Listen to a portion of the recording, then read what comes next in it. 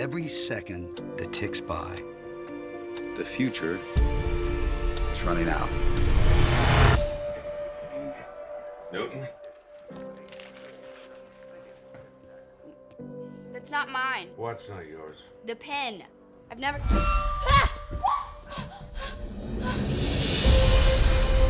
What if there was a place, Dad, I just need you to look at this. Does it look weird?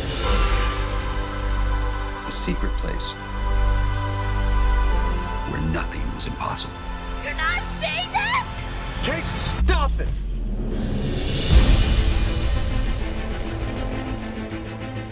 Go away! Did you see the dog? Cool. I want you to take me there.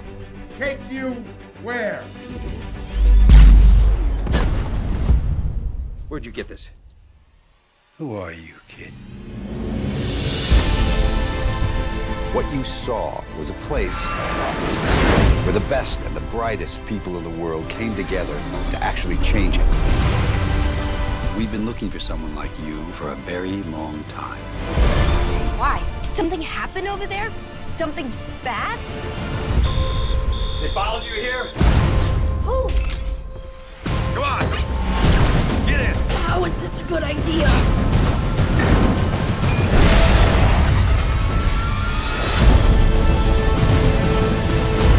There's one way in. They know we're coming, so follow me.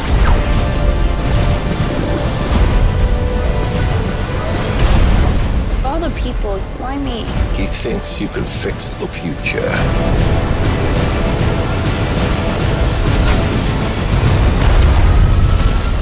Hang on!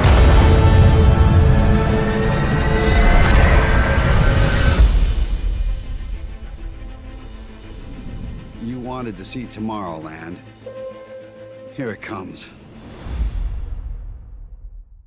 Disney's Tomorrowland is a big deal movie. It's one of those films for which you would expect to do a shot-by-shot analysis. But I have to say, after having seen this latest trailer, I couldn't do a shot-by-shot analysis because for most of the trailer, I have no idea what the heck I'm looking at.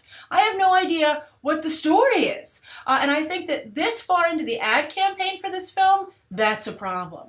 You know, the whole idea of a blockbuster, a high-concept film, is that it's very easy to tell the audience what the film is about. You immediately get it, and then you can quickly decide if it's something you want to see. And the idea is they really raise the stakes, and so you're like, how can I not see this? But here, still, this film continues to trade purely off of its pedigree, and that's that it's a Disney film. They're really on a roll lately with blockbusters, especially ones that adapt elements from the Disney universe. Although I have to say their theme park adaptations have been very hit or miss, and this, of course, is another theme park adaptation as they try and bring Tomorrowland to the big screen. But then also it's trading off of, you know, the people working behind the camera, and that's, of course, Brad Bird, who doesn't love The Incredibles. Also, he did a great job, at least with the visuals. The script, not so great, but that wasn't, you know, his responsibility on Mission Impossible Ghost Protocol. But I think for a live-action film, he did a stellar job, especially considering it was his debut.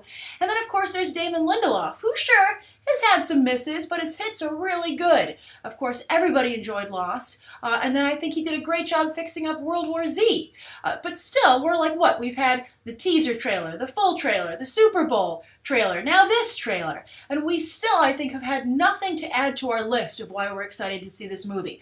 We're still having to go back to the same old from when it was first announced. My guess is that perhaps the elements that are from the future, you know, Tomorrowland, haven't been rendered yet. Maybe it's just too CGI heavy, because we finally get to see those robots, which are little spy kids to me, a little too all ages family friendly.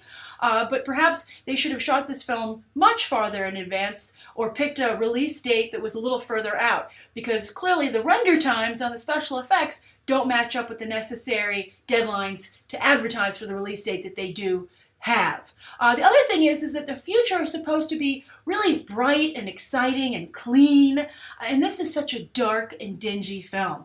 Forget things not only being poorly explained, there's a lot of stuff you just can't see. And then you're like, oh, so the future is in George Clooney's bathtub that's also a rocket? I mean, I guess that's kind of a cool idea, although what is it with Disney and bathtubs? Doesn't Ant-Man also hang out in a bathtub?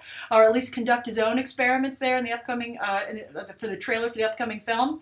But who would think that, who wants to celebrate a future which looks like this? Again, it might be that the really flashy, beautiful parts of the film just aren't fully rendered yet, and they can't just show you a waiting to render screen. Although I think that might be a better start for the campaign than this. I just think this is a film, an ad campaign for a film that's gotten off on the wrong foot. And the film could totally surprise us when we finally get to see it in theaters. But it looks like this is another movie, and this is happening a lot lately. Edge of Tomorrow, Chappie, I believe, is in the same category, where a stellar film has to really overcome a poor ad campaign. I mean, just ask DreamWorks Animation. They go through it all the time. Finally, I really want to say quickly, I don't know if you've seen the trailer for The Longest Ride. It's the latest Nicholas Sparks movie, but it stars the same actress here, Britt Robertson. But here she's playing like this spunky kid, and she plays a very adult role in The Longest Ride. So it's funny to see two movies coming out at relatively the same time, where you have an actress, I guess, who's on the cusp of womanhood, where she can still be cast as a child, but yet also play definitely an adult. So it'll be interesting to see which movie helps her career more. What do you guys think of this trailer? Do you think this ad campaign for Tomorrowland is off on the wrong foot? And also, does it matter to you? Are you like, you know what, Grace? I don't care. It's Disney. It's Tomorrowland from the theme parks. It's got George Clooney, Hugh Laurie. I loved him on House. And it's got Brad Bird and Damon Lindelof behind the scenes. I'm going no matter what. Write your thoughts down below. I look forward to discussing this with you in the comments. And you can check out some more episodes right now.